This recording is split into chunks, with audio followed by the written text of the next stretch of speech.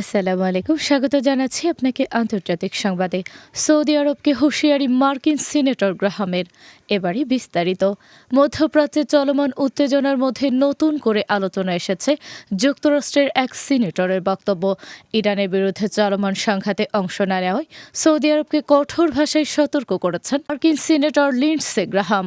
সামাজিক যোগাযোগ মাধ্যম এক্স, যা আগে টুইটার নামে পরিচিত ছিল, সেখানে দেওয়া এক পোস্টে তিনি বলেন, ইরানের বিরুদ্ধে এই লড়াই কেবল যুক্তরাষ্ট্র বা ইসরায়েলের একার যুদ্ধ নয়, বরং এটি পুরো অঞ্চলের নিরাপত্তার সঙ্গে জড়িত একটি গুরুত্বপূর্ণ সংঘাত। সিনেটর গ্রাহাম অভিযোগ করেন, ইরানের বিরুদ্ধে অভিযানে যুক্তরাষ্ট্র ও ইসরায়েলকে সমর্থন দেওয়ার ক্ষেত্রে সৌদি আরব যথেষ্ট সক্রিয় ভূমিকা নিচ্ছে না।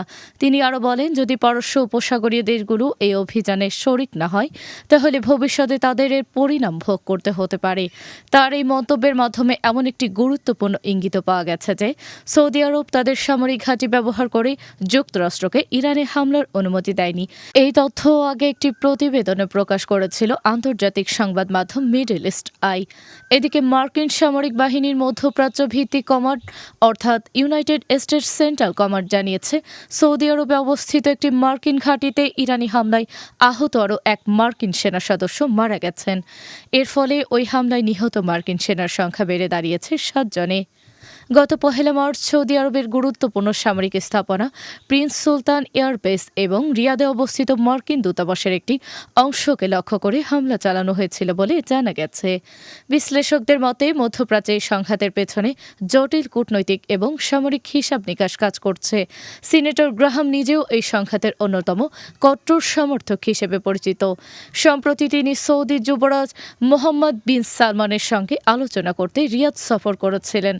পরে মার্কিন সংবাদ মাধ্যম দ্য ওয়াল স্ট্রিট জার্নালকে দেওয়া সাক্ষাৎকারে তিনি নিজেই নিশ্চিত করেন যে এই সফরের মূল উদ্দেশ্য ছিল সৌদি আরবকে এই যুদ্ধে যুক্ত হওয়ার জন্য রাজি করানো।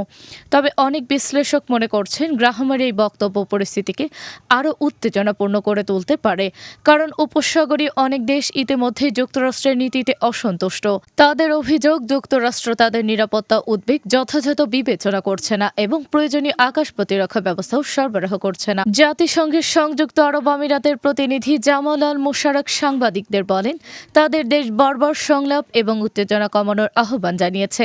একই সঙ্গে তারা স্পষ্ট করে জানিয়েছে যে তাদের ভূখণ্ড ব্যবহার করে ইরানে কোনো হামলা চালাতে দেওয়া হবে না। কিন্তু তারপরেও উপসাগরীয় দেশগুলো ইরানের ড্রোন এবং ক্ষেপণাস্ত্র হামলার লক্ষ্যবস্তুতে পরিণত হচ্ছে।